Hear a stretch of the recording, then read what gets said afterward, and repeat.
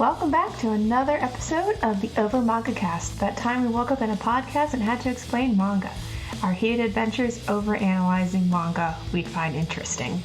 On this episode, we have a bit of a revisit, a long-anticipated revisit of Jujutsu Kaisen, chapters 55 through 79.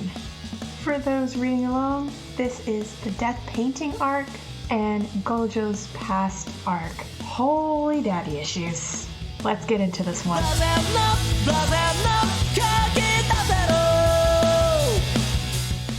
Hello everyone, and welcome back to the Over Manga Cast. My name is Sam, and as always, here at the top of the show, we talk about our familiarity with the property that we read this week. I continue to want to consume more Jujutsu Kaisen, but life's been busy, so I haven't had time. Been real happy to get back into it for the show, though. Matt, how about you? So funnily enough, when I originally did my read of Jujutsu Kaisen, I made it to the baseball arc and then didn't read past it, and I continued that trend of not reading past it until I had to do it for the episode. And Jay. So, very similar to yourself, Sam. I was very eager to dive back into Jujutsu Kaisen, but of course, there's just so much wonderful material out there nowadays. I'm very glad to be able to jump back in. And we are short a Jacob this week. He seems to have come down with a bit of a cold. Definitely doesn't have anything to do with a curse, though. I promise. So we start off our reading with a serial horror classic. A guy alone, loudly complaining on the phone, about to get jumped by a monster. Apparently, the automatic door lock on his building is busted, and he's very annoyed about this, very aggravated. And that means he doesn't notice the hideous sea cucumber monstrosity coming for him. Mm-hmm. Mm-hmm. This makes him the latest in a string of mysterious deaths, all surrounding a similar set of circumstances. Yeah, so our A-team is charged with figuring out what's going on. What are causing these mysterious deaths that seem to be plaguing this one group of acquaintances, friends? I don't know. Yes, they're all from the same school, and coincidentally, so is our boy Megumi. As they go to investigate, Megumi is, of course, in his classic brooding anime protag way, not revealing anything. It is only when he is recognized quite with chattering teeth and shaking knees by some other students that the rest of our heroes realize, wait, were you some sort of like terror bully? This was a revolution that I did not anticipate, I guess, just because he was so disengaged from all of their training and interactions thus far. I'm like, what? Is this the same person? Yeah, I went through my Chuny phase, but it was just, like beating up kids. You never tell us anything about yourself. How long have we been a team? Well, you don't understand. When I was in middle school, I was a real edgelord. Literally. When you were in middle school, as if you haven't stopped. I've actually calmed down. I've actually dulled that edge a bit. I know it's shocking, but yeah. Thankfully, a teacher shows up to see what all the rabble is about, recognizes Fushiguro, and they get some additional info out of him about what has been going down. It seems that one of the other factors in common across these deaths is they had all gone to a particular bridge that's got a spooky reputation. Well, it's a suicide bridge. It's really what the reputation it has is then people turn that into a game where they go there because it's got bad energy. Yeah. And then when we see this bridge, they have gone above and beyond to make sure no one jumps from it, because it is surrounded by not only like 9-foot tall fences, but also like inward facing barbed wire. And I'm like, the inward facing barbed wire, I guess, is to deter them from climbing, but you'd still get pretty shredded. So, what's to make it impossible to jump over, I guess, but like, yeah, you would still succeed if that was your honest attempt. This is a very long bridge. Like, they're really making you work for your unfortunate outcome, I suppose. It's really more of a deterrent. Mm-hmm. Also, we find out that the middle schoolers back then used to bungee jump off it. Yeah. That Which sounds like something I would do in middle school. I'm not gonna lie. Bungee jump off the suicide bridge. I mean, you already know it's something that's forbidden. You know, you feel like you're like the edgy teen, and you're just like, yeah. I'm not afraid. I love how no one explains how you would bungee jump from it's like, wait, with like ropes? Mm-hmm.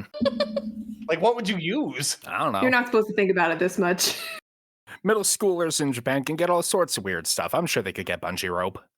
Yep. But now they have a place to go and investigate. And as the team is heading out, we get a scene with that bastard from last time, Mahito. Mahito. I go back and forth with him. I love his character design, but goddamn is he gross. He is exceptionally gross. And that just makes it better. I love grotesque weirdos like him. Yes. Look, he's just trying to find perfection. And to further grossify him, he has captured a dude, crucified him to a wall, and then has plucked what appears to be a half-grown fetus out of a jar and shoved it down his throat. Yummy. Very tasty. Of course, hideously mutating the man. And that is our setup for the monster, doubtless the hideous curse that will need to be exorcised. Yeah. One more dangling thread that was pointed out was Fushiro was asked by the teacher about a girl named Sumiki, and turns out she is his sister, who has an as of yet unspecified condition that is causing some distress. Well, we can think of two hypotheses immediately come to mind. I mean, to be fair, this dangling thread does not get resolved in our reading, really. So it's essentially what happens is they are still tracking down the middle schoolers because there's a whole bunch of talking, and one of the former people who went to the middle school said, "Hey, I saw all my classmates died because they also went to the suicide bridge." Well, I went there one night. I'm just worried is something going to happen to me. I was like, "Oh no, I'm sure it's going to be fine." It's like, well, yeah, but I went there with Sumiki, and Megumi's just like, "Oh yeah, that's fine. I guess I'll ask her about it and see what's up." And then basically has a panic attack because it's like, "Oh no, I was worried this was gonna die, but now weird cursing is happening and my family is involved." Not my sister. We can't have it. Also, my sister's been asleep since she was 16, I think. Yeah, comatose for a long time. Some weird sleeping curse has affected her. And now I'm not talking about my family ever again because I'm not interested. I'm like, okay, Megumi, good job. Repress those emotions. Edgelord. Is this all? I forget if this is the chapter or Megumi has like a weird flashback later where it's just him talking to his sister. Yeah, that's a little later. Yeah, it's a little later. We'll get there in the fight because the fight is basically half of him just having flashbacks about her. Yeah, right now it's him telling the other two members of the squad to screw off and get back to the school. I'll catch up soon. At which point, both of them are like, "You're going to go investigate that place by yourself in the middle of the night, aren't you?" "Yeah, we knew it. Anyway, we snuck up on you. You must be really out of it if you didn't notice us following you." Yeah, instead we're going to investigate it in the middle of the day. Okay. Well, no, they go there at night without their teacher's permission. And then it turns into day, doesn't it? Because they're there for a while. Yeah, because they stumble into the curses domain. Dimension or the domains. They also tried bungee jumping with Yuji by pushing him off the bridge. He was fine. They just use twine too, so it's not bungee jumping so much as just hanging a person, but Semantics. My goodness. It's Yuji. He's fine. He's always fine. But yeah, so basically the whole thing is he's saying, I need to solve this because this is going to hurt my sister. Mm-hmm. So I'm going to go and fight this, and I need to defend everyone and be the big, strong hero. And then his teammates, who are super fun, just go nah, we're a family. We're going to do team stuff. And they're like, yeah, I like this. Mm-hmm.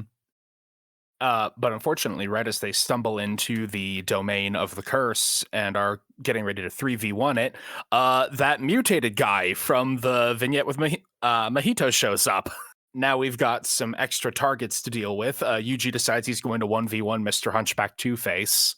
Yeah, and then Nobara gets kidnapped through the edge of the domain, basically just gets plucked out, to the point that Megumi's even just like, why is she always getting sucked into things?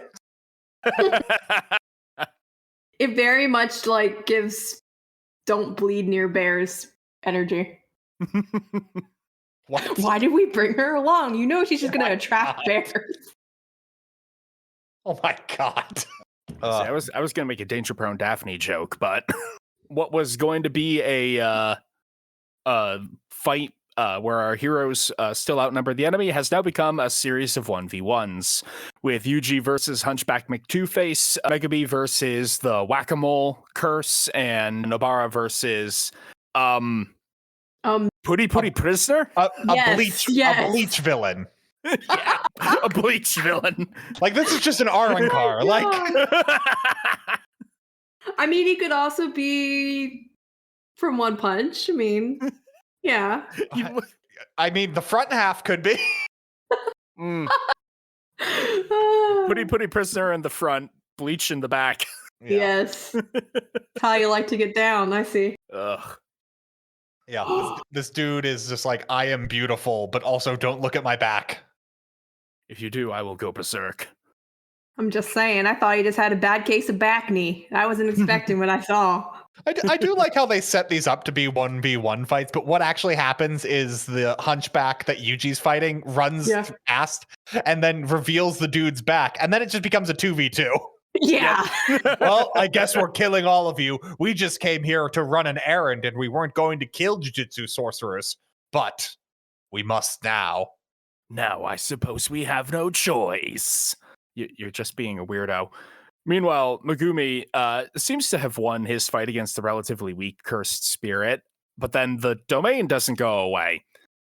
And oh god, something's falling out of the wall, out of the ceiling, and oh, it's that thing from the domain. Or a similar looking thing. I'm not it's not the same thing. It's just also made with the Sukuna's finger. Yeah. Sukuna's cursed energy. Because that's the whole thing that I was kind of confused at until we got to the end of this arc, is that the Sukuna's finger activating caused this thing to come to fruition, which gained power so that it could go enact curses, like, because it's been like 5 years or something since those people were here, so it's just been holding on to that grudge until it had the power to do something about it, which it suddenly did 5 months ago when Yuji ate the fingers. We'll get to why that's important later, but that's all the backstory for why this is happening now. Yeah. But the point is now that Megumi is stuck in a sealed off space with a thing that 5 months ago completely walloped all of them and killed Yuji. So he is in a bad way as it starts shooting its goo at him. Yeah, and he's basically like losing his summoned dogs, and it's getting his ass beat. Yeah, and he's getting like flashbacks of his training with Gojo, where Gojo gives tremendously terrible advice. But like the way it's portrayed, I think it's supposed to be he's giving like this amazing advice, because that's what Megumi uses to win the fight, but it's just like, no. It's weird. Well, I mean, it's kind of alluded to the fact that like there are literally techniques that will come later where he'll say like, yeah, the user of this techniques was horrible, like absolute crap at explaining it, but I got it now. I feel like it's a continuance of that. Basically what the moral is that Megumi doesn't believe in himself because he has a trump card that essentially he's just like, hey, worst case scenario, I can do this. It's going to kill me and I'm going to win. So because he's got that like trump card, he's hesitant about doing everything else. And that's not making him stronger. So I think what Gojo is trying to do here is like, no, it's okay to be selfish. But then he says something like curse slaying isn't a team sport. Except they put you on 3-man teams because it's explicitly a team sport. Like, because we see simultaneous to this, Yuji and Nobara are doing a team sport and are doing maneuvers that require themselves to like work off of each other's strengths. Like, I think when he was trying to like really hone on like self-development and improvement is not a team sport. Like you should still strive to like do better yourself. Yeah, I think what it's going, because what he says is no matter how many allies you have around you, you always die alone. So it's like if you don't show up with 100% and only play team, you're going to get yourself killed and hold everyone else back. I think that's what they're trying to go for. But Gojo is a main character shielded, ridiculously OP super beast. So but also he can only think in terms of being the most selfish Goku type. But the problem is Megumi's problem isn't that he's not strong enough and is holding other people back. It's that he's holding himself back so that he can play support to his teammates. Mm-hmm. So that lesson he's being taught is not applicable. But also Gojo being a bad teacher just tracks. So like... But also, in this very particular situation where he's been forced into an unwinnable 1v1, it's the good lesson. Yeah, it somehow works out. So this is the one situation where Gojo's crap-ass teaching is actually helpful. But you see, when you're in a domain expansion and all of the logic of our power system goes out the window, and it's all about whose willpower is the strongest, like, Jujutsu Kaisen does some crazy shit. But domain expansion is essentially just, I have stronger will than you, so I win. Like, yes. So essentially, it's Megumi uses this boost of ego to go like, nah, I'm actually going to be the best. And then he's got that crazy smile on. And then he's like, domain expansion, crowd of shadows, and then makes a whole bunch of his like shadow puppets that start attacking. And then he gets one shot through the forehead, but nope, that was a shadow puppet. I was behind you, Shikamaruing your shadow the entire time. Die. What? Oh no. I really liked this in like a crazy action scene sense, particularly because damn, the art goes hard. Like when he does the art of this. Yeah. When he does this little area expansion, it creates this like old woodblock cut style ocean of just blackness lapping against the cursed spirit. It's so cool. Yeah. And seeing Megumi cut loose and not be a Sasuke ripoff for a hot minute was fun. That was the ultimate payoff, because I think I was pretty hard on him last reading about just being a Sasuke clone. Yeah, this time he's both Sasuke and Shikamaru and everybody, because he is the best. And Vegeta. Really, this is pretty Vegeta. Yeah. It's very Vegeta. Just absolutely give in to the ego and go as hard as you can. Oh, but he's having fun. Can't be Vegeta. That's kind of Vegeta, but not really Vegeta. Yeah. Is that early Vegeta or like... Early Vegeta definitely had power and gloated with it. Mm-hmm. But this is where we get Megumi passing out from the extreme effort that he put out and having his backstory flashbacks. Yeah, because he's also holding the finger that he got from this fight. But then he has a convenient plot flashback with his sister.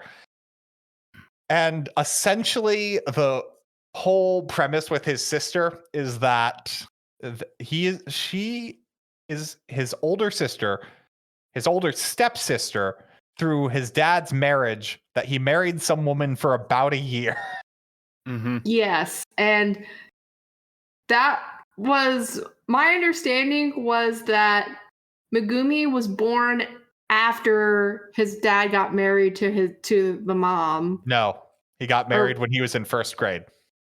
So yeah, because his dad was originally from the Zenin family. Yeah, that was clear. I guess I was just trying to figure out like, it doesn't matter. No, I also had to work out how this worked. It's the problem is we get the next arc is literally explaining this. Mhm. Yeah. So reading this in the moment, I'm like, okay, that's a weird thing to put in there. But the whole thing is that Megumi in middle school was an edgelord who didn't think there was any reason to forgive anybody, and that being a good person was beating down bad people. Meanwhile, his sister believes being a good person is being a good person Mhm. to a fault. Like, Yes. Yeah, it's like Megumi hates assholes with no brain power or emotional capacity, but he also hates Paragon goody good types, thinking that they just create justifications for bad people to exist. Like holier than thou types of just like, Mhm. I'm just going to go out of my way to be good because I like, whatever feeling that gives me. yeah. But then his older sister is actually a good person. And he's just like, she'd even make up excuses for my like bad behavior. Like, Yeah, like- she strikes a good balance. she says a line that's insane, which is, your inability to show mercy is just your way of showing kindness. And I'm like, what the fuck does that mean? It means whatever she said, whatever she meant it to mean. I'm like, yeah, I guess I could excuse people's bad behavior if I just said nonsense like that. It's like, oh man, those 12 packs a day you smoke, that's just your way of showing kindness. Exactly. But I think what really irritates him is the fact that she legit means it. She doesn't mean it to like think that she's better or superior to anyone. She legit feels that way. And he's just like, but why?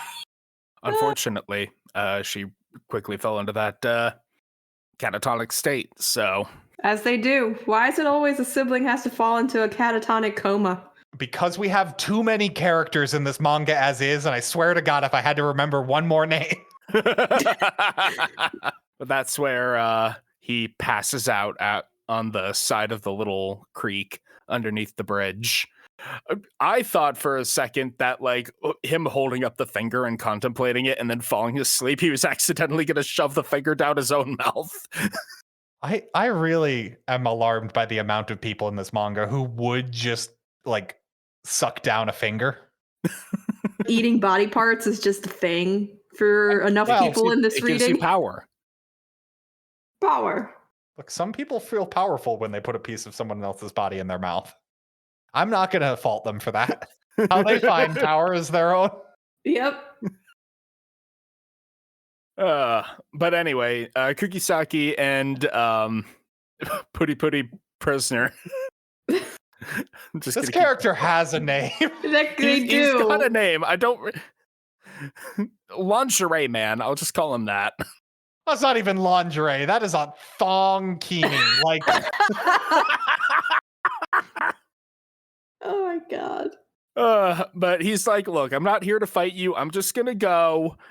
What's with that weird way you're running? Oh, I just can't have anybody look at my back. Otherwise, I enter a murderous berserker rage. At which point, Hunchback McTwo-Face and Yuji both happen to leap out from behind him. And turns out that he has the same ugly face as Hunchback friend does. We find out later they're brothers by them immediately shouting, "Hey, brother," to each other. I think in this scene. Yeah, they do. Sorry, I didn't mean to like completely ruin your plan to have them not see your back, but whoops. But yeah, right above his G-stringed chiseled ass cheeks is a very hideous face that God shoots damn it. out this like black ichor that forms butterfly wings. Yeah. Yes. Wing King. I can't even remember what this reminds me of. It's that masked. He's villain. Melania Blade of Mekhala. It's just his Arankar release. Like, Yeah. he's just an Arankar. Arankar. Arankar. That's right. You say it with the slight Spanish accent. It's because it's the supreme rot technique. Like, yeah. So there's some great scenes of Yuji and Nobara like actually being a team and sharing a single brain cell. I love them. Like, yes, they're so good. And like they get immediately hit. And what happens is because they're both attacked with this attack, they're like, oh wow, that like poison spit doesn't actually hurt that much. And he goes like, ah, yes, even my spit would not kill you immediately, but that doesn't matter. You'll be dead long before then, because my technique activates when any of my brothers or me get their technique on. We can all activate the decaying technique that has a name, but decaying something. But it's basically like any wound from that spit turns into this tattoo of flowers. And he's just like, it's going to slowly rot you down to the bones. And basically it's a poison. Because Yuji specifically goes, oh, wait, so is it basically a poison? Yes, I suppose you could essentially call it that, but it's more so a cursed technique. And Yuji's just like, yes, the decomposition. The end result is basically poison. I love that because we get a scene with Nobara, but I'm going to skip over that and come back to it because we also get a scene with Yuji where it goes, since Yuji's power source Sukuna is the king of poisons, Yuji is immune to all poisons. And I'm like, that'd be cool if the technique was actually a poison. They just said it was analogous to one. Yes, technicalities. Sukuna works on a theoretical level, like.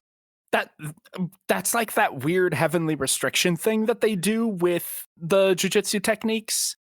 It's like you put a restriction on yourself in order to make it more powerful. So by technically calling it a poison move, yeah, it's literally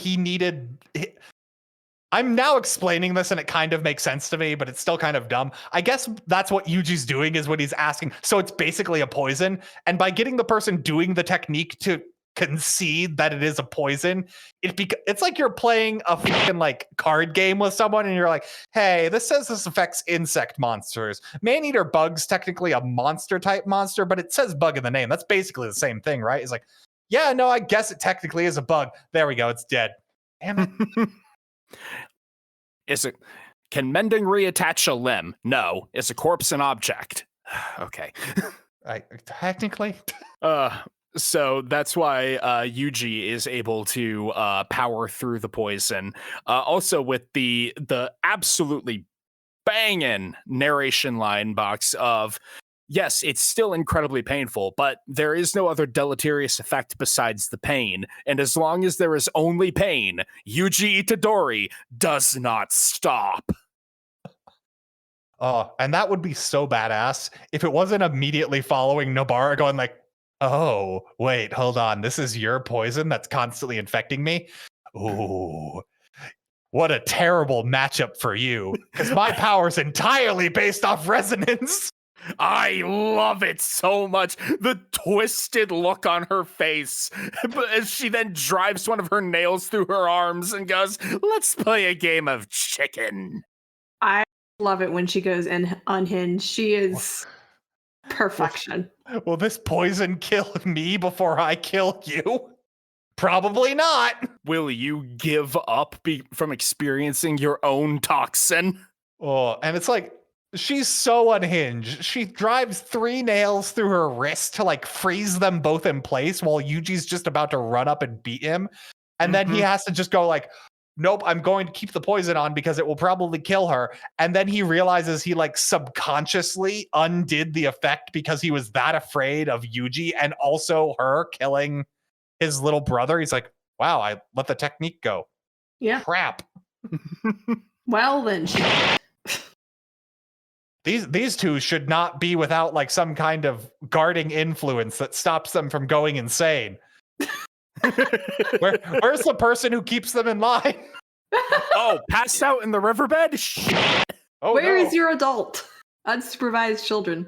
Oh, and like the scene gets insane. There's a bunch of cool action parts, and it's basically just. It also gets a bit sad once we have the backstory for the brothers too. Yeah, well, because what happens is Nobara kills the hunchback, and immediately goes like, hey, why isn't the corpse dissipating? Wait. Oh, they were just flesh and blood people.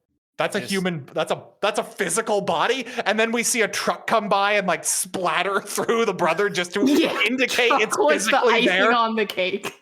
Mm-hmm. And he, like the guy driving the truck, get out of the way, you freaks.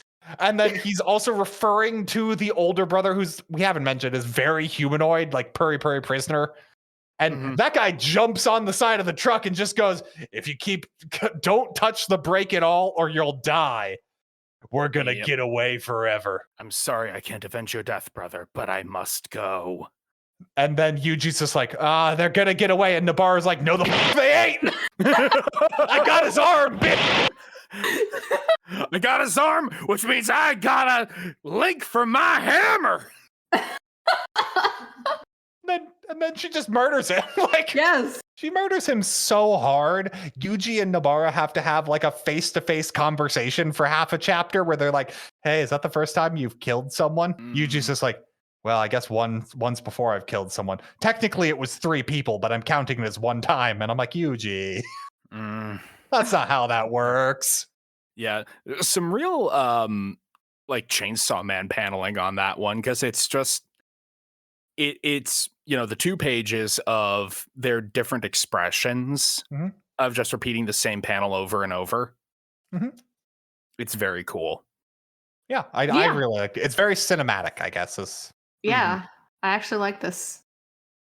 But yeah, we kind of skimmed over. We did get a bit of an explanation on who these guys were. A bunch of years ago, like back in the Meiji era, there was a woman whose children would be cursed spirits, essentially. She got captured and her unborn children were sealed away in jars. I think technically stillborn children, but that's the same thing. Yeah. So it was never disclosed who the quote unquote father was, but her first child was stillborn, but they noticed that it was like half curse and half human or whatever. So she was banished. And then she ended up going to a shrine where she had multiple other miscarriages. Yeah, they're kind of vague about that, probably for a reason. But like they say, because of her unique biology, she was able to give birth to cursed spirits. And I don't know whether that means any child she had would be a cursed spirit, or she was able to have children with cursed spirits. Yeah, it was never clear. I don't think Jujutsu Kaisen wants to be more clear, but. Anyway, she had these 3 brothers who 7. What? There were 7 fetuses. But 7 fetuses, but we don't know what happened to the other 4. Yeah, 3 of them were activated. 2 of them being the guys that were fought here, and a third guy who didn't appear in this fight, but they had a flashback saying, "We don't need any hatred to generate our cursed energy. We just need to live for each other." You know, they had a full-on like brotherly relationship. It's just unfortunate due to their biology that they had that cursed energy. They're kind of like those brothers from the assassin arc in Chainsaw Man. I mean, except they're relevant. Yeah, except they are relevant. Except you're relevant. We do get to see the eldest brother playing what appears to be life with Mahito and the irony. Geto. And Geto, yeah. Which actually does make a lot of sense. These 3 playing the game of life, considering the ultimate goal of the bad guy squad. Yes. But the eldest brother, realizing that his little brothers have been killed, starts breaking the pieces in very, cold anger, and says how it was Yuji Itadori and his classmates that did them in. They have like those telepathic links, I guess. Which Mahito is very pleased to hear. He's like, "Ooh, I'm gonna get the run back on Yuji." Oh God, it's so weird. Also, we get the scene with Megumi going like, "Hey, I got a finger. We should keep track of this so that we can keep it safely contained and hey, not Yuji, eat it." Yuji, I'm definitely not going to eat it. I'm just going to hold it with my hand. Oh, my hand is a mouth, and it is eating the finger. Whoops! This is these 2 pages have some of the best paneling because, you've got the really, really cool panel of the mouth hand going to like snack on the finger, which is really like neat and dynamic artistic paneling. And then the comedy beat of chomp, gulp, zoom in on their freaked out faces. You said we were gonna eat it. I didn't do it. Sukuna did. But yeah. Before they can think too hard on that, the teachers find them and are very pissed about what they did. Except Gojo. Gojo's kind of proud. Yeah, so long as you're being busters and sticking it to the higher ups in the jujutsu world, Gojo will consider you to be one of the real ones. Look, as long as you're busting and feeling good, Gojo's for it. Exactly. God. But we have an interesting dynamic evolving here because Megumi and Nobara are talking after the incident. I love this scene. Me too. It's so good because Megumi's like, look, I realized what was happening, as Matt had pointed out earlier. That cursed spirit had been marking people for a long time, but didn't have the power to do anything until Yuji ate the finger and began the chain reaction of the Sukuna fingers. Mm-hmm. And if he finds out about that those people died because of him, it's gonna wreck him. Mm-hmm. So Nobara, don't go blabbing this secret thing out. And she's like, what are you talking about? I'm a woman. Of course I keep secrets. Good job, Nobara. And unfortunately for them, Sukuna is too busy talking out of Yuji's cheek going, hey, dumbass, did you realize what happened? That exact thing they were talking about, that's what happened. If you hadn't eaten that finger, that guy never would have gotten enough power to do something. Those people died because of you. Yeah. And Yuji's only response is, don't tell Fushiguro. And the Sukuna is like, fine, I won't tell him that. It's delicious dramatic irony. Ooh, I drink it up. It's really good team dynamics too, because it's just like, hey, they're actually being mindful of each other's feelings. Like, yes, This is a opposite of a team building exercise, I think. Especially because Nobara is also kind of the opinion, like, I think Yuji could take it. Mm-hmm. But it's just like, I'm not going to blab a secret if you say not to. Like, it's not my story to tell. Like, yeah. It's also interesting because negative emotions empower cursed energy. So it's an interesting thing of like, that could theoretically make him stronger, but if he can't mentally handle that additional negative power, yeah, it's really fun. It's really cool. And right as the team is worrying how much each other can handle, we have your boy Toto coming in just like Yuji and those other two. They are cool enough to be elevated to grade 1 sorcerers. Heck also yes. Panda. Panda Also gets Panda. included too. God, I love Toto so much. He's brothers. He appears for like combined a half a chapter in our entire reading, but I love him. And that half a chapter is him playing ping pong. Yep. Mm-hmm. Yes, my brother Itadori. He will need to go on a test run in order to become a grade 1 sorcerer, and I shall be there, fighting alongside him. Destiny draws us together. As his ping pong opponent goes, hey, you know that the ones who made the recommendations aren't allowed to go on the shadowing missions, right? Anyway, see you later, Toto. Yeah.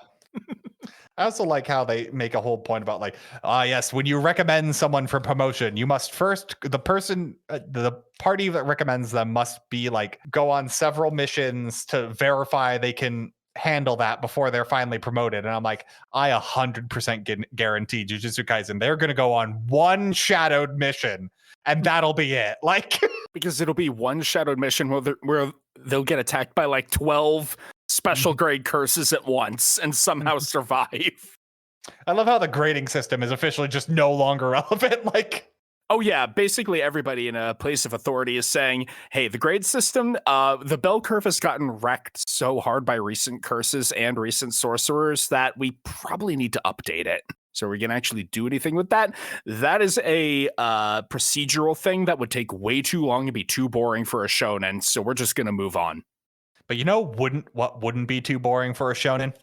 romantic shenanigans. I was about to say the same thing. Oh, it's so cute. It's exceedingly cute because Nobara is, out and about enjoying a day off and runs into a girl who happened to see her with Itadori. And it's like, hey, you know that Yuji guy? I knew him back in middle school, and here's a picture of us. And wow, you changed a lot. Yeah, I grew like 15 centimeters and shed a lot of weight. That being said, the growth spurt this girl went on in 6 months is insane. She didn't just have a growth spurt. She had a full-on like glow up. Well, she grew 15 centimeters. Yes. Which means she didn't have to lose as much weight as she did, but still, like... She got stretched. Yeah. The amount of weight she lost in a 6 months time period is, if it wasn't accompanied by a growth spurt, would be alarming. Like... Yeah. Yes. But I mean, she went on full-on, like... bleached her hair, dyed her hair, and everything, and I'm just like... Okay, you're trying to make yourself look cute. What's going on now? And she's like, well, you see, I was trying to build up my courage to admit to Itadori that I liked him, but then I heard he was moving to Tokyo. Yo, what? My Itadori? Nobara like immediately hones into this. She's like, what? Is it what I... Is it like that? Yes, it's like that.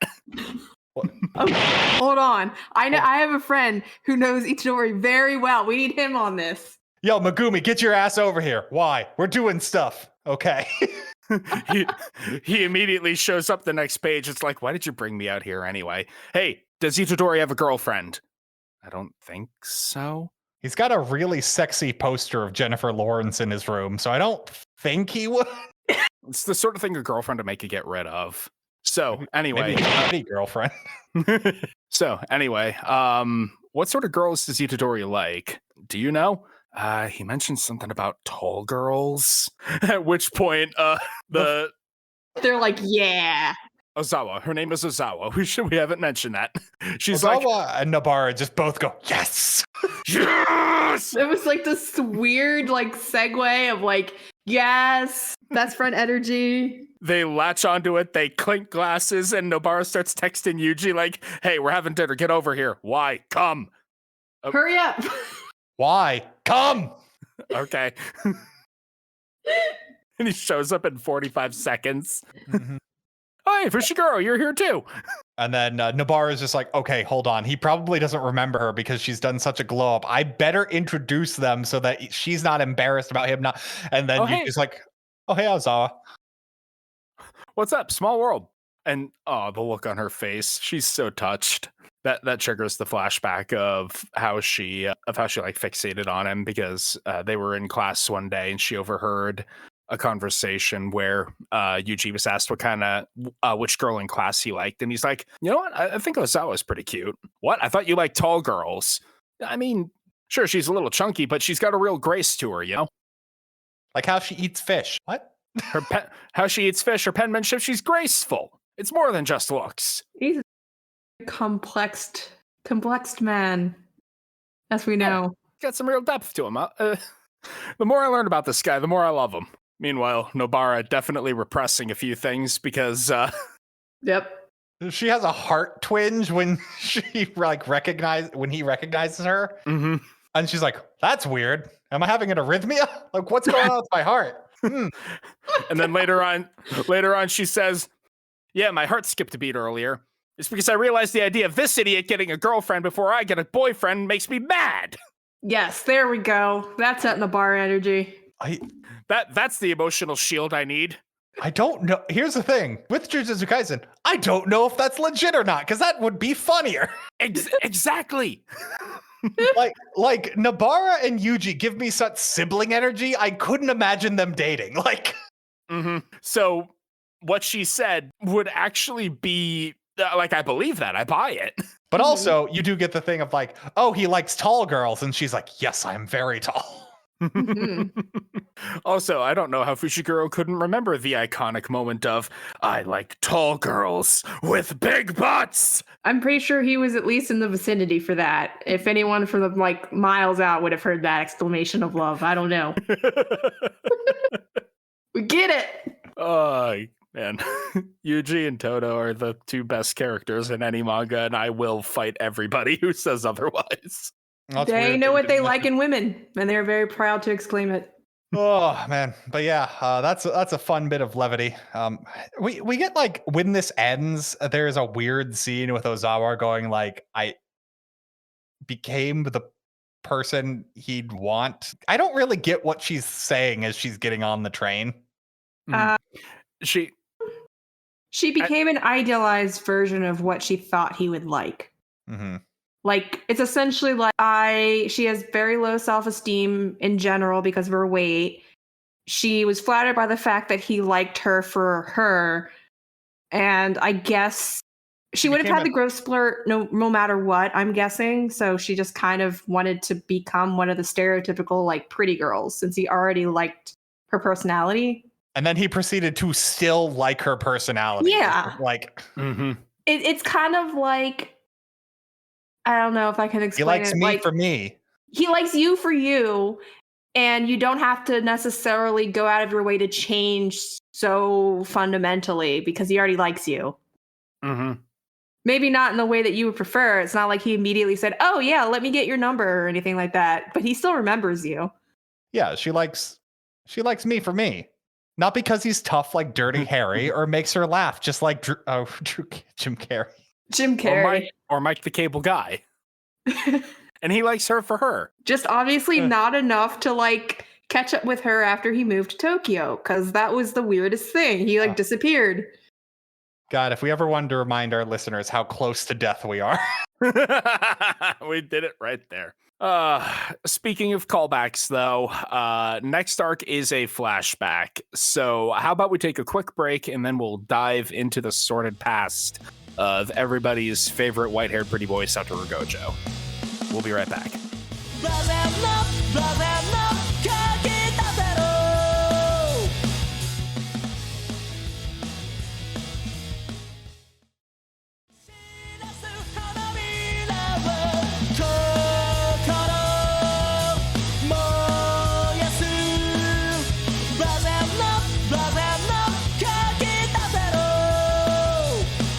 And welcome back to the show, folks, where last we left our Jujutsu sorcerers. Well, we don't know because they had finished up a mission and did some slice of life stuff, and now it's time for a flashback. We love flashbacks. Real quick, before we get into the flashback, I really like the cover art for Chapter 65 because it's the poll of the top 3 from the popularity poll results. And unsurprisingly, it's Yuji and Megumi at 1 and 2. And then there's Gojo back there at number 3, but he still drew a big one that had to get crossed out. I mean, that's Gojo energy. You tell him he's not number 1. He's so mad. He is so mad. I love it. Gojo, you're number 1. You know this. But yes, we open up our flashback with 2 Jujutsu sorcerers trapped in the Eternity Devil arc. But before we can get any real Eternity Deviling happening, Gojo shows up and just breaks everything because he's Goku. Essentially. That sounds about right. And it took me a second to twig to this. I don't know why. I guess I just forgot that Gojo was supposed to be a teacher now. But in this, he is a second year at Jujutsu High. Yes, they are mere students and best friends. Having shown up to save the day for these two who were trapped in the Eternity Devil mansion. Because it had been 2 days since anyone had last heard from them. So he just showed up and busted up the entire thing to break the curtain that had been holding them. And the one girl in the Shrine Maiden outfit is so busy scolding him for just barging his way in, she doesn't notice the curse coming for her, which is good because who should be here also but Suguru Geto? Wait a minute, I thought he was evil. No, he was actually Gojo's best friend. This is so melodramatic. I love it. I didn't know you could have melodramatic irony, but here we are. But yeah, they forgot to set up the curtains, so them blowing up in a historic mansion was reported on the news. They get chewed out by the principal about it, and we do see a bit of friction between Gojo and Geto at this point, because Geto is very much a believer in the cause that jujutsu sorcerers exist to protect those who cannot interact with curses beyond being victimized by them. And Gojo's like, that is some self-righteous, stick-up ass, holier than thou bullshit. I'm not here for it. You are such a little priss. Let's fight about it. And that's when the principal shows up and they decide to behave themselves. Anyway, I've got a special mission for you guys. You remember Master Tengen, the old man who is in charge of all of Jujutsu Society and that Gojo constantly tweaks his nose at? Yeah, turns out he's got immortality, but he needs a fresh reincarnation every 5 centuries. Otherwise, he transcends humanity and becomes a real bad news bears. So we need you guys to go get the reincarnation before some before some 4chaners get a hold of her. Yes, and it all becomes. I'm trying to understand the real difference between the two sects that are trying to like intercept this girl. There is the Q group who are. We've got QAnon, yes. Yes, we got QAnon, and then you have the non-sorcerers. The QAnon are just the sorcerers who oppose the current state of the jujutsu world. The current state, and they want to just, I guess they want to experience some kind of renewal of chaos or something. Is that the gist that you got? Considering their militaristic outfits and the letter that designates their organization, I think they want to implement some sort of like master race thing going on here, where just like, if we can get rid of Master Tengen, then we'll have collapsed one of the main pillars of the jujutsu world, meaning that we can take over and do whatever we want, including subjugating the pathetic humans. That's the thing. Like, I guess it's confusing because non-sorcerers and sorcerers are both human. Yes, but sorcerers have power, and therefore it's really easy for people of certain proclivities to think that power makes you an inherently better type of being. Yes, but I guess what I was wondering was, so the non-sorcerers want to destroy the girl. I'm going to be honest, both of the antagonists in this flashback are cartoonish supervillains akin to Team Rocket. Like, I think you're giving them a bit too much credit. Like, one of them literally worships Master Tengen as the reincarnation of Buddha, and they think that adding a teenage girl body to him would contaminate the purity of his soul, despite the fact it sounds like he's done this before. Yeah, like it's kind of like he needs a battery or something, because there's also the conversation of whether she like dies or she becomes part of something greater, blah blah blah. I think with the Time Vessel Association, the other group who are they're just, every ridiculously powerful Japanese cult, of which there are many. Yes. I think their thing is like they view Master Tengen as a bodhisattva who continues to not ascend in order to, continue to interact with humanity. They want him to ascend. They want to end the latest star vessel is their latest opportunity to prevent him from not ascending, I guess. Yes. So, yeah, that's kind of what I meant to separate the two, even though whatever. It makes things interesting, so to say, because it really does lead into further considerations, further conversations down the road. But anyway. The point is that Master Tengen is immortal, but every 500 years unless he merges with an appropriate vessel, he will achieve some sort of like superhuman metamorphosis that makes him lose his humanity and become like a threat to the world or something. So like every 100 years he needs to be stabilized or else bad things happen. So That's why Gojo and Geto need to protect this girl, because it's almost time for the big ritual, and that means that these extremist groups are going to try to assassinate her. So as they are walking up to her apartment building, there's an explosion, and she starts falling from like a 20th story window. They started early, I see. Thankfully, Geto, with his curse manipulation, is able to fly up and catch her from her deadly fall, and Gojo, being Gojo, just clowns on all of their soldiers, including their most powerful soldier, whose technique appears to be throwing lots of knives. I think this guy just might be Dio. They were that simple. All these cool fights happen off screen because, well, yes, we can assume that these two high-powered Jujutsu sorcerers win the day. The much more important thing that's happening right now is that while the sorcerers are concerned with other sorcerers, the Star Group, very importantly, just plain old humans, are contracting out an assassin, a man who goes by Fushiguro. And, oh, hey, look at that! It's Megumi's dad! Because there's a whole big reveal, too. It's just like, yes, Nien is the other family name? It's like Zenin. Like, yes, Zenin. Actually, I got married. I go by my wife's name now. I'm that kind of egalitarian shit. You can call me Fushiguro. Yeah. Chicks dig that nonsense. He smirks right into the camera so that all of us can go, I recognize that name because I care about the deep lore I had to look up the name. Oh my God. You forgot Megumi's last name? Yes.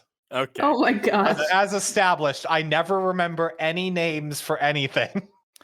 That is fair. A lot of this reading relies pretty heavily on the politics of the Jujutsu universe that I'm not going to lie. At the beginning of this chapter, I was confused if it was a flashback or not, or there was just somebody who looked like a tinier Gojo. It took me until Nanami showed up to realize this was a flashback. Gojo just looked younger to me, so that's what just stood out to me as this was a flashback. I'm just saying, I would believe Gojo would have a bunch of illegitimate children. Now, if one of them were to look 3 years younger than him, I'd have concerns. I expect Gojo to get around. I expect nothing less. The important part is that Gojo and Geto save the girl and defeat the Q. They defeat the entire Q group by beating up their most powerful guys, so they disband. To the point where I don't even think at first they realize they're from the Q group, but they didn't realize how high up in the Q group. They're like, oh, take me to your leader. Oh. I am the leader. Oh, all right, cool. Cutting the head off the snake then. I love how Geto has the one guy captured, and he's just like, once Veyer gets here, you're going to be sorry. Oh, hey, is this Veyer? As he holds up his phone, it's Gojo flashing the peace sign over his defeated body. Yeah, yes, that's him. I'll go to jail. Oh, this is awkward. Again, these guys being cool aside, we have more... Sam, I'm going to stop you right there. Aside?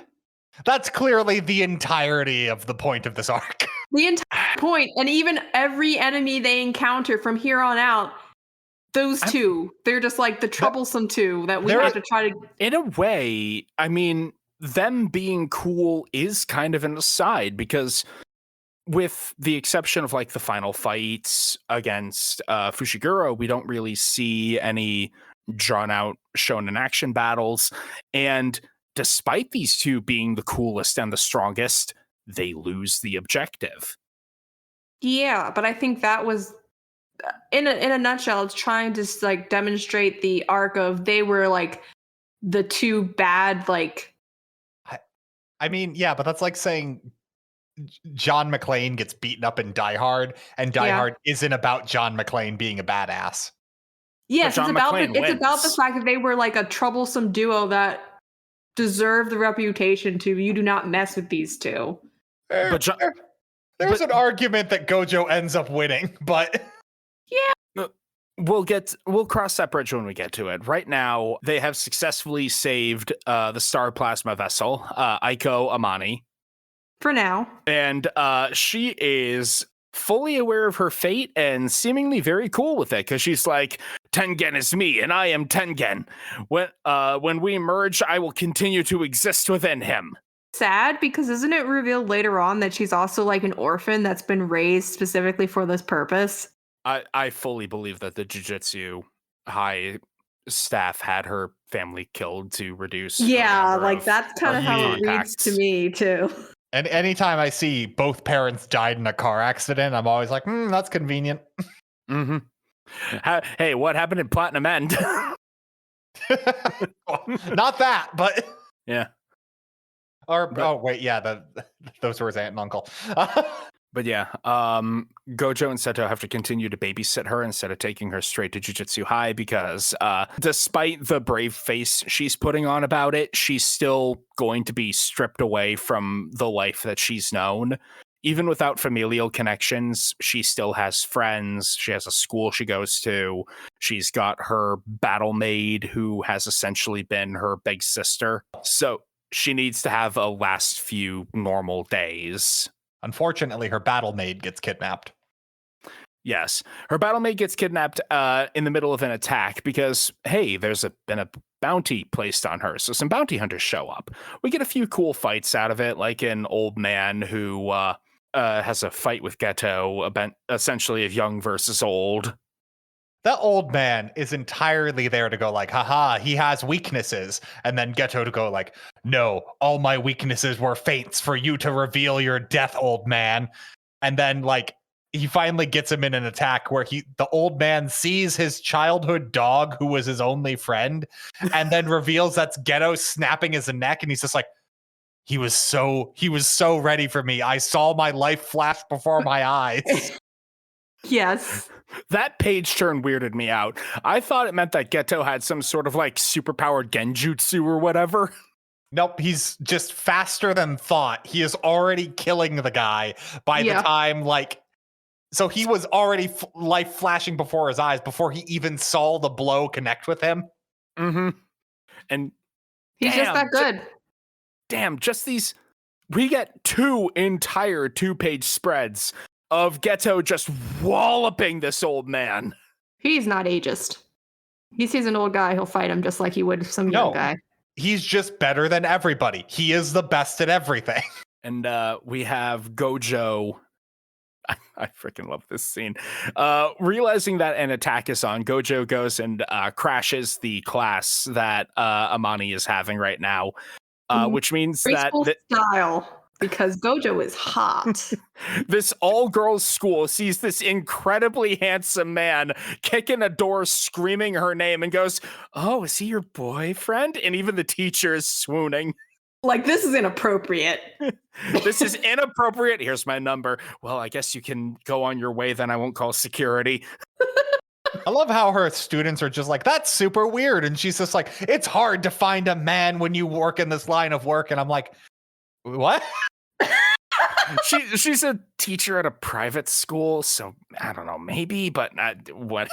When the opportunity presents itself, I understand. The opportunity is a high school boy. I want to just make sure we're all on the same page here. Yes. We don't know how old this teacher. She might be like fresh out of college person who's like. That's still a bit. She's too still old a teacher. It's still a bit too old for a second year in high school, but regardless, the age doesn't matter. She's in a position of teaching. That's teacher should not date a student, full stop. Mm-hmm. Just look, the point is that Gojo just grabs Amani by the shirt and runs out of there going, man, this is fun. All these girls swooning over me. This is great. Hey, show us your eyes. Sure, I haven't developed a reason not to do that yet. Oh my god, he's so hot. Oh, but yeah. It turns out that her maid has been kidnapped. Yep. Gojo also fought the guy with the bag on his head. Yeah, his curse technique is that he can clone himself. So Gojo just uses the fact that he's got basically every what are the bloodline techniques from Naruto? What's the word for it? Keiki Genkai? Yeah. Yes. Well, those are the eye techniques, but yeah. Keki Genkai are specifically the bloodline techniques that also include the eyes. Yeah, Gojo just beats this guy by revealing he has every Keki Genkai Yes. all at the same time. He is that guy. He is the guy him. of prophecy or something. I don't know. And while they were doing that, the maid got kidnapped. Yeah, essentially Gojo goes on his I am Balrog, I have lots of powers, kind of like. Mm-hmm. He's got the power to perceive any curse technique by gazing upon someone. And he's also got his infinite power, which makes him invincible. And he's also got the attraction and repulsion powers, so he can like create black holes and shit. He's good. He's broken, okay? He's a broken. He is what a middle schooler. He's what a middle schooler makes up for. What kind of superpower would you like? I made this guy up as an OC when I was 2 into Naruto in middle school. I have the power to create infinity. Now he's laughing. This is the infinite. It's like, dude, you know how shooty you sound, right? I'm teenage Gojo. I haven't unlocked the powers yet, but you'll soon find out why that doesn't matter. God. I love the character development, power progression. There's none. There's none. He is just the best, and you have to accept it. Okay. They come up with more excuses to make him even more the best. It's a level of filleting your OC that I can't help but respect. All I'll know is they find out that the maid is kidnapped, and there's going to be a handoff in Okinawa, and they are preparing for a big fight. And we cut to them all wearing like beach outfits going to the beach, and then we find out from their timeline they already did the maid transfer and beat up the bad guys and are now just in Okinawa taking a vacation. Like that page turn threw me so fucking hard. Like, and it's I'm kind of ashamed that it stunned me so much because it's the rule of 3. This is the 3rd time that they've just skipped over the cool action scene to Gojo and Geto already won. They're too good. They're too good. Now it's time for a beach vacation. But yes, it's during this beach trip that they are teaching her to truly love her life. It's also here where I finally realized it was a flashback because Nanami showed up. God damn it. Nanami shows up and he's not an office worker, and I'm like, wait a minute. This man enjoys his life. What's going on here? Yes, listener, I didn't recognize Geto as the main bad guy. He hasn't unlocked the power of hating a 9 to 5 enough to turn it into deadly force. I love Nanami so much. Anyway, they're having fun beach vacation. Gojo has his powers on full blast the entire time. Like, he's constantly using the infinite. He's constantly using his Keki Genkai. He's away from Tokyo, so there isn't just a bath of cursed energy constantly floating around. Mm-hmm. He's needing to draw from all his internal power. And this is playing into Fushiguro's ploy, because he had put the bounty out on Riko in order to draw attackers specifically to wear down these two. So we're seeing all this fun vacation stuff with the boys on high alert. And we know this is playing into the enemy's hand. I also love how the manga kind of lets you forget that he's even there. Because he gets mentioned, and then it's kind of just like, okay, yeah, and then that worked. And then they like, oh, that's weird. They skipped over the fight. And then they're back. It's just like, well, we completed the thing. The time limit's over and the bounty's gone. Good job, Gojo. Good job, Geto. Let's fist bump about how cool we are. No. Oh, shit, there's a knife through my chest. What the It was me. I was behind you the entire time, Gojo. I remember when I saw you as a 6-year-old boy, and I was just like, that's the person who could see me for the last time. Nothing. What the Why? I also love how during the Okinawa trip we have Riko in the aquarium and nothing bad ever happens in the aquarium. Nope. And nothing bad happened in the aquarium. No, it doesn't. Bad things only happened after the aquarium when Gojo gets stabbed. Oh, Because we find out that Fushiguro, his entire thing is he is invisible because he doesn't have cursed energy like any. And Yeah. when you get really good at being a like jujutsu sorcerer, you are so Gojo, most importantly, is so used to using like a spiritual sense to sense people's cursed energy. The fact that someone doesn't have any is just non-existent on your radar. So he's able to walk past security and stuff. It's also interesting because, well, we know that he's a member of the Zenin family, so he should have some power. Later, it's revealed he put himself under so many heavenly restrictions, it forced his cursed energy down to 0. He intentionally nerfed himself this hard. Now, did he specifically say that he did that so that he could commit his job as like an assassin or like a hired gun? Was that the reason? He didn't say that. It was kind of it was talked about later by another character who was like studying what made him so dangerous. I read that as he had that done to him against his will. That's why he's so resentful about it, and why he like went out of his way to make sure that the Zenin family wasn't going to get his son. Not out of he cared about his son at all. It was purely out of spite. Like, oh, don't even get me started about not caring about his son. He legit forgot his name and was just like, what? Forgive me, who? I took it he was like the result of some like weird jujutsu sorcery like experimentation of like what happens if you don't have cursed energy. You know, I hadn't thought about it that way. Maybe. I mean, we already know the sorcerers do participate in like experimentation that is very questionable. Yeah. This is a fact. We'll cross that bridge when we get to it, because right now we have him seemingly getting eaten by one of Geto's cursed spirits. He cuts his way out with a new sword and a cursed spirit wrapped around his body. Further adding to the mystery, Gojo's like, hey, the bounty's been lifted. Are you stupid? Yeah, I know the bounty was lifted because I did it, dumbass. Congratulations for falling for my trap. Now die. And we get a really freaking sick fight out of this. Because Fushiguro, again, has no cursed energy. He is relying solely on his own instincts to dodge the jujutsu attacks of Gojo.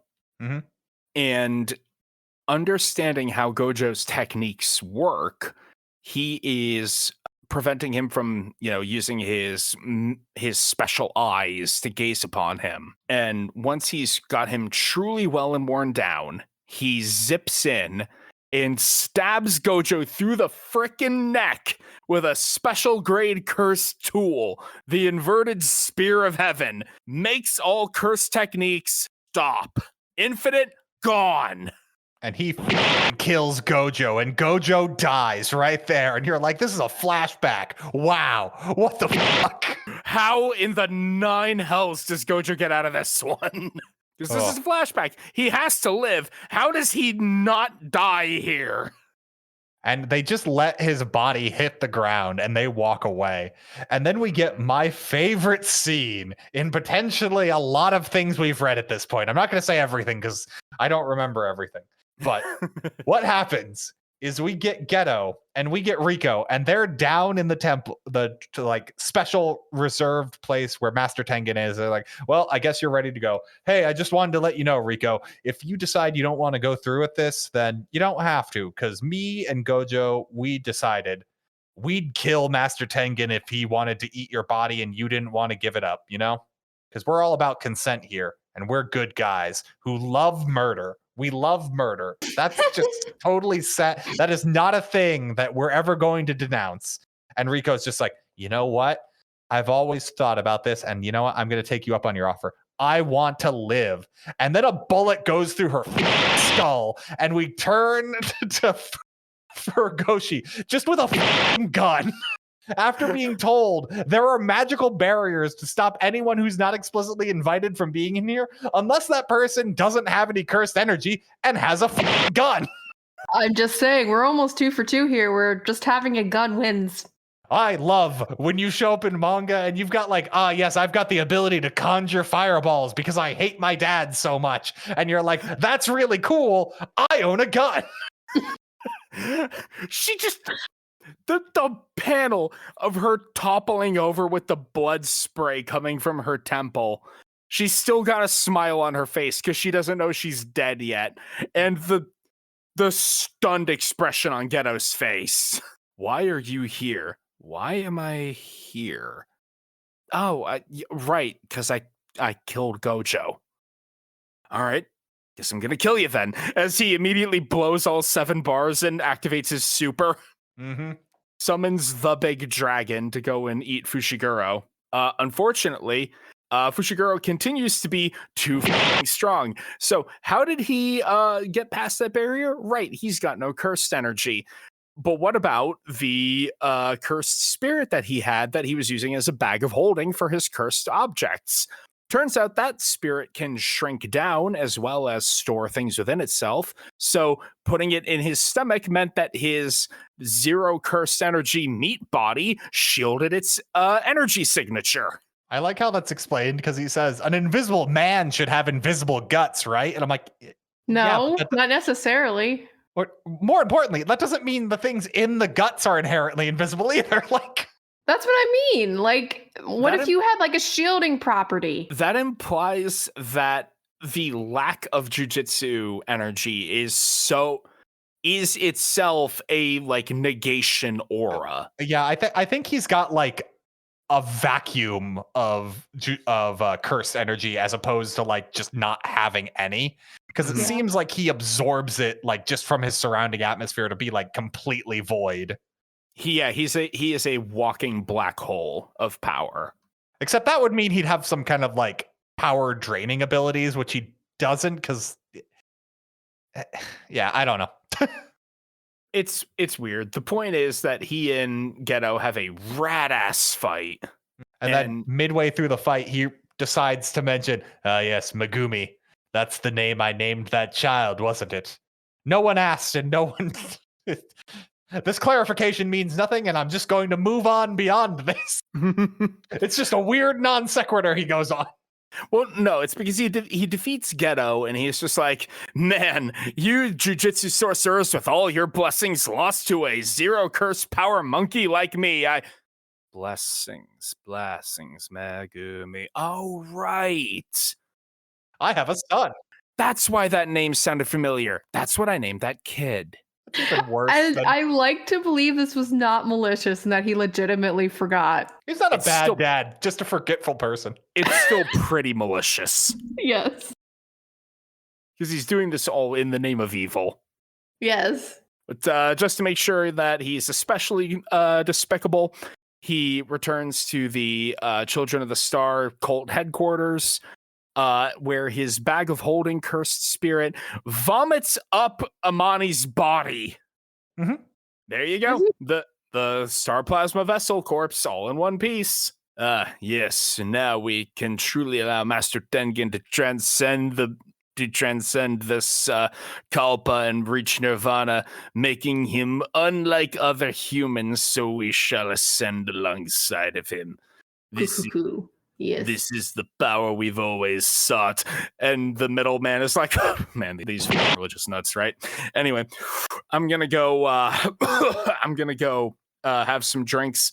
I'm not inviting you along, Fushiguro, because despite the fact you just got paid 3 million yen, I know you would make me pay anyway. Bye, asshole. Well, that's fine. I'm just gonna go home and do my own stuff and like, oh, hey, there's someone waiting for me.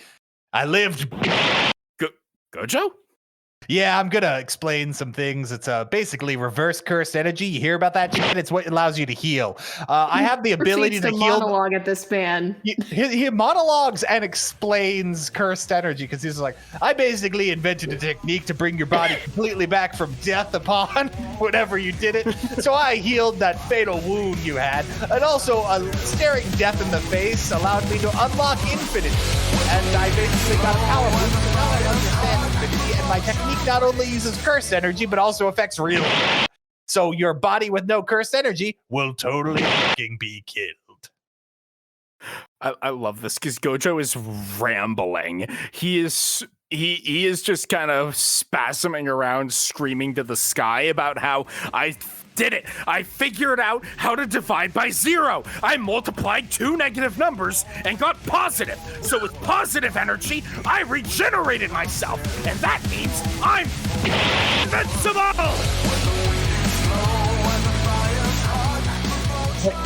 You don't understand. Jujutsu sorcery techniques. He needs to explain to another human being how this works to make it more real. So the fucking hole he just healed in his own heart, the fact that he like put scotch tape on, is like, yeah, that's gonna work. Quick, I gotta go tell someone this works. Hey, I fixed my heart. You can't take it back. I love it so much. New challenge. You cannot explain your technique to another sorcerer for like 10 minutes. Well, I think he would explode. Geto does that in his fight. He's just like, hold on, you're just explaining your technique so it's more powerful. Shut the fuck up. Give me the information I want. Nope, that's not what I want. Like, Gojo is so unhinged throughout that entire explanation. I love it. He's like, I realized that I'm the main character and I'm so strong. also, I know you found out my family's secret techniques of both the red and blue limitless, but did you know red and blue make purple? No, because I just found that out now. Die! and Fushiguro dies. And you're like, oh, like in a way that he could easily come back? No, he's missing a chunk out of his chest. Yes, he's all drippy and yeah. He's lost like 40% of his torso. So yeah, just a simple flesh wound, right? They put him in a fucking morgue after this, and like they open up the corpse to see Jaws-sized shark bite bitten out of his left side. Like, yeah, so shark attack, right? Right. Basically. I love the way that Geto realizes that he's dead because Geto tried to use curse manipulation on his little bag of holding spirit. So Geto is walking, he's trying to make his way back after getting healed up, and the little bag of holding spirit crawls over to him like, hey, I'm here to follow your commands. Wait, but that means... Oh. And we have one of the more harrowing scenes in the whole manga, because Geto and Gojo reunite in the basement of the headquarters of this cult. Gojo is holding Riko's body, and there's this crowd of people applauding. Mm-hmm. And with this crowd of people applauding, they're like, well, I guess we failed. I took out Fushiguro, so now we have to face the consequences of what happened. Do you want to kill all these assholes? At which point Geto goes, what would be the point of that? Does there need to be a point? And they leave that open. They don't say what happened. But we cut to 1 year later. Gojo's been further evolving his bullshit OP super technique. He's trying to reach the point where he can distinguish the chemical composition of poisons to activate the infinite around those reflexively. But Geto has been not coping well with the trauma. Well, it's never revealed in this exchange when they meet up with the rest of their team. I don't remember who. Do you remember who the girl's name is? Riko. But I wonder if there's ever like a debrief in between this, because theoretically they're still, in school, so there's some form of mentorship there. But yeah, something kind of feels off about how these thoughts are allowed to kind of fester the way they do, because it's obvious that. Do you mean the older woman who was kind of acting like their third on their trio? I think so, yeah. Yeah, the blonde. I forget her name. Oh, that was Mei Mei, I think. No, right. Specifically the girl who is like training with them. She has like shorter cropped black hair. Oh, Shoko. Yeah. She's like the medic that can heal people. Yeah, unless you're Gojo and you can stitch your own heart back together. Because, Gojo, just whatever. Because you want to, I guess. Because you're Gojo and you have playground infinity +1 shield powers. We also did skip over the fact that despite the fact the surprise attack worked and there was no way Gojo could have anticipated it, he was able to slow down time enough to rearrange his organs. He did the Zenitsu, or not the Zenitsu, the it's Inosuke. Inosuke. That bullshit. Yeah. Except he didn't rearrange his organs. He created a tunnel of infinite distance between his organs and the sword. Oh my god, shut up, Gojo. Just stop. Sam, I know you're trying to defend this, but what you've defined. No, I'm not. No, I'm not. I'm not trying to defend this. I'm making it sound stupider. Because it is very stupid. It's like they couldn't let Gojo be surprised even. They had to be like, oh, actually, no, he wasn't even surprised. It was just like he was tired from not sleeping for 3 days. I do really like kind of the juxtaposition here, though, because we have two guys' very different reactions to their first major failure. Mhm. Because despite being the biggest and the strongest and the coolest dudes, they failed. Rico died. So Gojo spends the year developing his bullshit OP superpower to the point where it's reflexive. He's even more bullshit OP than he was before because he can't fail again. Meanwhile, Geto has been throwing himself into his work and is realizing the futility of it. I go out, I purge a curse, I consume it. I go out, I purge a curse, I consume it. And the amount of curses in the world never seems to go down. And what am I doing this for? And when he asks himself that, he thinks about that crowd of applauding old people in the basement of the cult church. Mhm. These goddamn monkeys. And it also speaks to their power sets too, is like, Yeah, it was for me very much focused on how their power sets, how they continue to power up, because they discuss how Geto, like how he consumes, like there's a taste involved with that. So he literally has to eat like something that tastes like vomit every time he exercises a curse. He has And to for choke what? he has to choke down that failure. and Yes. it gets worse and worse. And like, if he keeps consuming it, eventually there will be a point he is so full of curses that he will just like deteriorate. Like he is Yes. aware there is a limit to what he can do. And if the like foe he's fighting is endless, am I just sacrificing myself for these people who caused the problem? Yes. And that's why I think them being a foil in a sense, because one is infinite and the other rejects infinite, because he's like, this is very tangibly not something I can do forever. So the fact that they approach very similar circumstances almost at the opposite ends, it kind of is understandable why they experience that deviation, I guess. I also like how Gojo's response is to, I lost once. Well, better never lose again. And I'm like, that's not really a healthy response either. Like, yeah. I mean, hey, jujutsu power is born from negative emotions. So having Never be negative. having an unhealthy response to a bad situation does make you a better sorcerer. Can we also talk about Geto? He's the villain, so he has to talk to some people. There are some warning signs that should have been sent off by his school he goes to, when he basically goes like, hey, have you ever thought about what if we just do a mass genocide?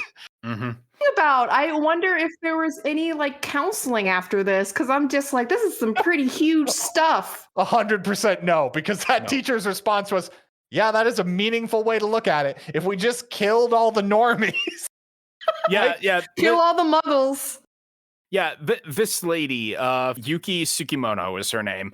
She shows up and asks the arc phrase, I guess. What kind of girls do you like? Yes, this is how you introduce yourself to people you don't know. What kind of ladies you like? Yeah, but she's talking with Geto as he's processing all this trauma, and she's like, "I'm trying to create a world. Look, I consider the way that Jujutsu Society works to be fruitless. It's a triage on a bleeding wound. It is a problem that's never going to stop, because the way cursed spirits work, humans experience negativity. The negativity coalesces and it becomes a spirit that causes more problems. But sorcerers, Jujutsu sorcerers, do not create spirits unless they die in the line of duty. But, passively, they don't create spirits. So if we can create a world of just jujutsu sorcerers, people who can control their cursed energy, we would get rid of curses. And I want to do this. And at that point, Geto goes, so wouldn't the easiest way to do that be to kill every non-sorcerer? Yeah, I guess that's one way to look at it. Yeah, I mean that, or teach everyone basic cursed energy manipulation. I mean, whatever is easier. No, I think the genocide would be easier. I mean, yeah, that would be the easier way, but we wouldn't kill all the humans, right? I mean, that would be pretty easy. Hey, did you ever consider the fact that it's been a year since Tengen's vessel didn't show up and everything's still fine? Guess they had a backup vessel. Bye! So I did all that for nothing. Thank you. All your struggling and your trauma was for nothing! Yeah. Oh, also, you've got a mission to go help some ungrateful people up in the mountains. I hope that doesn't go bad. And that's when Geto starts on his genocide crusade. Because we cut to this exposition into his backstory. I understand why. This was not caught or like engaged upon further. People just let it go through and then be like, okay, we have a sorcerer who is like questioning his morality right now. Let's unpack that. This is a failure of a support network for people who deal with negative energy as a source of emotional trauma as power. The fact that someone is just like, hey, what if I did a genocide? And no one was just like, hey, we better be concerned about that. It was, no, let's send him on a mission alone into the remote mountains near where his family lives. And he's just like, hey, what's going on here? There's some cursed energy. Turns out these two kids could manipulate cursed energy. We're going to lock them in this wooden cage and basically treat them like literal animals. We're probably going to execute them once you're gone. It's like, no, I got rid of the curse. Yeah, no, we've got personal biases and prejudices. So I think we're just going to do the lynching. And he's just like, well, time to start my genocide. Really just highlights the failures of like, people can't be shocked that this monster came up. And then it's like, he was showing signs. No, everybody is shocked. He was showing signs and making really good points. Like, So Geto and Gojo confront each other on a busy street. Gojo can't bring himself to attack his former friend. Oh, because they also run into the girl. He ends up running into can't remember her name. The healer girl. The healer. He runs into the healer girl, and she's the one who calls. Well, because he's basically like, hey, what are you doing here? Didn't you kill a bunch of people? And he's just like, maybe. What are you going to do about it? He's like, no, seriously, why are you in town where you know the jujutsu sorcerers could find you? He's just like, maybe I'm testing my limits. And she's just like, oh, cool, you do that. I'm going to call Gojo. Yeah, like literally that awkward encounter of just like, hey, I just got an alert on my phone that says that like you are to be killed on sight. What? And what are you going to do about it? Nothing. I know I can't win that 1v1. Hey, Gojo. Yeah. But anyway, he has that face off with Gojo where they basically acknowledge that this is the part where they just have differing philosophies and I guess go off on their separate ways and acknowledge that they will probably butt heads in the future. Fight to the death in the future. Yep. Yeah. And we have... Sad. And just because there's been too much off-screen genocide, we have Geto taking over the Star Vessel Society by walking in on one of their board meetings and saying, hey, I'm in charge now. Anyone got a problem with that? Yeah, I got a problem with that. Who the hell do you think you are? And gets squished under a giant curse spirit. Okay, anyone have a problem with that? Oh, great meeting, everyone. Yay. We end the flashback with Gojo meeting the young Megumi. Being like, hey, you want to know what happened to your dad? No. You sure? I killed him. Now he's been gone for a while. He was already dead. He probably ran off with some hussy for all I care. Okay. Oh, well, I wasn't anticipating this, but... Not telling you I killed him then. Hey, you want to go to your guy's family home? Would my older sister be happy there? And he's just like, no, they're very bad people. How about I just take you? Okay. As long as it makes my sister happy, that works for me. Oh, but yeah, that's why he's been training him for like 3 years, I guess. Yep. Oh, but yeah, that's the end of the arc. That kind of happens midway through a chapter, and then the rest of the chapter is them basically, they've been talking about how there's a mole in the Jujutsu Sorcerers school. Yeah. Been giving away secrets. Yeah, they find out it's Mekamaru, and they find it out because they go to confront him about it in the room he's supposed to be sleeping in or bathing in, and that room is empty. And then we cut to Mekamaru being confronted by Mahito and Geto, and basically they heal him as payment for something he did. As payment for being the leak in the Jujutsu High system. Mm-hmm. At which point Mekamaru is just like, cool, Mahito, I'm gonna kick your ass now. All right, let's fight then. And that's the cliffhanger that we end on. Yeah. Mm-hmm. Say I'm not surprised Mekamaru, because Mekamaru, as we experienced in our last reading, had experienced the most trauma and loss. I mean, like, the whole reason he lives in that bathtub is because he was just damaged so much. Mm-hmm. Well, his curse made it unable for him to, like... Yeah, so, I mean, it's kind of like, hey, I kind of would like to be able to use my body. I'm still, like, a teenager. Yeah, but if you don't suffer, then what's the point? You become Gojo and just think everything's awesome, and obviously has a very limited emotional intelligence. You don't understand. One time I wasn't the greatest, and it's fucked me up for the rest of my life. Basically. I did reach a conclusion that I was the returning son of God, basically, because I resurrected myself, but... Yeah, pretty much. But that brings us to the end of our reading. So, favorite character and favorite fight. My favorite character is Nobara, because holy shit, her entire performance in the fight on the highway, just against the Cursed Womb Brothers, it's spectacular. She continues to be one of the most base characters in the entire manga, and then she still has great slice of life comedy points during the meeting with Ozawa, just in the chapter to be the palate cleanser for that bit. So yeah, Nobara all the way. As for favorite fight, it's gotta be the rematch between Gojo and Fushiguro. Mm-hmm. Because Gojo just losing his mind, cackling about how goddamn five-head he is, and why this makes him the coolest guy was so much fun. Yes, it is Playground. I've got an Infinity +1 shield and an Infinity +2 gun, so therefore I win both. But it was portrayed in such a way to be delicious. I had a ton of fun with it. Is it puerile? Is it childish? Yes. Am I ashamed? No. How about you, Matt? Favorite character, favorite fight? Favorite character in this, I gotta go with Nobara for basically the same reasons you said. Her fight was amazing. The teamwork she had with Yuji was amazing, and she got that fun bit where she played matchmaker, and then they did like the little fan service like dangle at the end of like, oh wait, does she like Yuji, or is she just jealous like that he's happy? Like, just fun. She was a really fun character in this. Favorite fight, I mean, technically, I guess I've got to say Fushiguro versus Riko, because that was hilarious. But yeah. Favorite fight has got to be Yuji and Nobara versus the Demon Brothers. That was great. That was just a good fight. Like the car coming in at the end and being like, I'm getting away, and Nobara's just like, no, you're not. I love when an anime fight uses stage hazards. Yes.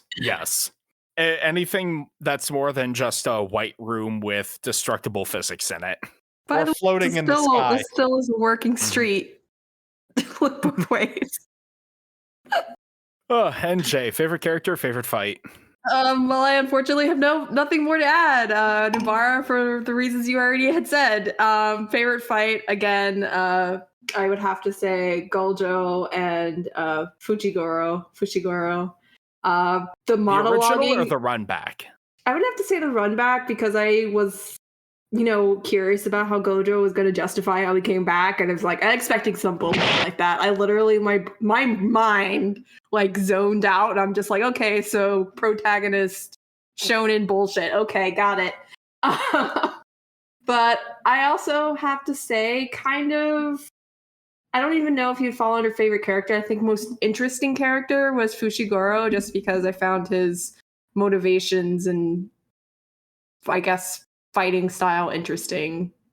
Too bad that he, died, and therefore will hopefully or potentially will not be as much of a defining factor in the future, but who knows? As we know, people who are dead stay dead forever. Plot predictions going forward. I mean, despite all the complexity of the power system, I feel like the plot is fairly straightforward in that it is going to end up being the ultimate clash between Geto's way of thinking and Gojo's, basically, because Gojo has been the mentor for all of our primary characters. He's taught them to kind of fight and think in a similar way to him, so they're going to be his proxies in the battle against Geto. Whether that means Gojo is going to be a prominent figure in the fight, honestly, I'm curious to see how Geto gets around Gojo being both OP. We've already kind of solidly argued that he's not that great of a teacher. He's kind of he's so good and has enough prestige through miraculous, dealings that he's been put in a role of mentor and teacher, but I don't know how great on paper he actually is. Mm-hmm. He thinks he's great. Yeah. I think what we're getting is it's pretty clear they've laid out what Geto's motivations are, which is just empower cursed spirits so that they kill more humans. And if they kill more humans, then there's less things to make cursed energy. And he's basically creating a situation where only the strong survive. So some kind of giant natural disaster, probably aimed at Tokyo, which would be an amazing set piece battle for Gojo to fight. And then because he's fighting the main force, all the other main characters get to fight smaller things. And then Sukuna's sitting on the side going Hakuna Matata, what a wonderful phrase. I don't know. He's just yes, I was planning this all along and all my fingers are being drawn together. We also said that I have 4 hands last time because they realized 10 was not enough fingers. Yeah, at some point, this great battle to decide the fate of the non-jujutsu part of humanity is going to cause Sukuna to awaken. And I think he's going to be the genocidal level disaster. Sukuna? Yeah. Sukuna Matata. Yes. Sukuna, evil Itadori. He's barely in our reading, to be fair. He is barely. The only thing he does is eat another finger. That's really it. He eats another finger and talks Yuji. Yeah. Part of the course. Yuji did get a pretty clear understanding of his Black Flash in this, but he already kind of did that, so him doing it a second time is really less impressive, but it's really just showing that the Super Saiyan wasn't a one-time thing for Goku. Mm-hmm. But yeah. And would you continue reading? I think it's a much stronger yes for me this time. Last time was a little wishy-washy, kind of here and there. Definitely was leaning more towards the anime is the better version of this, but the reading this time felt much stronger, so I definitely would continue past this point. How about you, Matt? I'm not sure if Demon Slayer is just ruining my ability to see if shonens are good anymore. But the first half of this breezed by for me. It was so good. I enjoyed it so much. And then they just jacked off Gojo for 10 solid chapters. And it just dragged to a halt for me. And I'm I don't care. I hate this character. He's stupid. And then he came back from the dead by healing his own wound. And I'm this is so stupid. And that flashback was only salvaged by Geto going full Darth Vader, going I'm going to kill all the younglings, Yoda. What do you think about that? It's yes, killing the younglings is a thing you could do. But don't, I guess. I'm going to go to where the younglings ain't and not watch you, Darth Vader. Okay. That saved it, I guess, but the fact that the chapter cover for the end was Gojo on the back while his rabid dogs of students are there. I love the main team so much. I hate this Kakashi stand-in, and I would I want the team to grow beyond him, and I don't know how that would even be possible at this point. Well, sounds like you got to continue reading. I don't want to, but I will. And how about you, Jay? I was kind of on the fence as well, just because, well, you can listen to it. But on the previous episode, I was kind of leaning towards, that some of the fight scenes, like it was there was limited color contrast. It was very difficult to follow.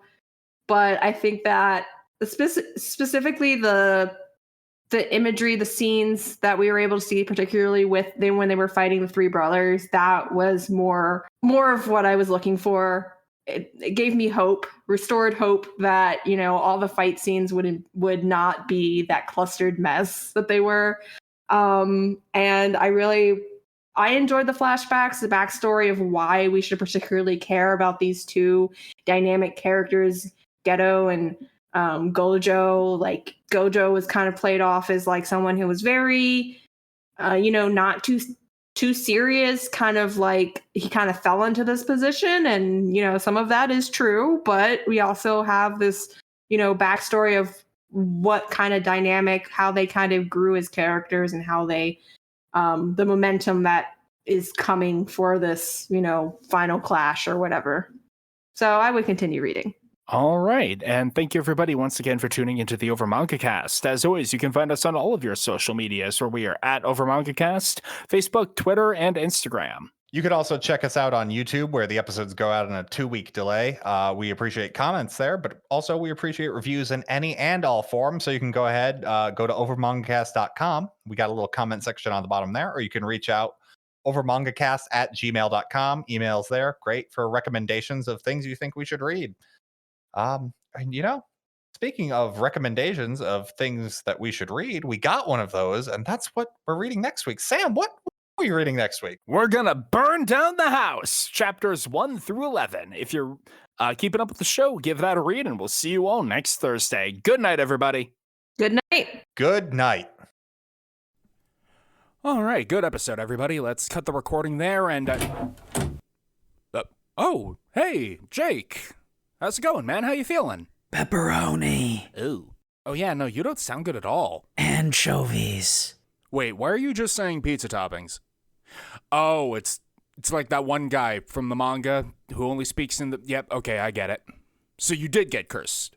Bacon. Okay, you know where it is? Extra cheese. Okay, fine, let's go kick its ass. We need you for next week.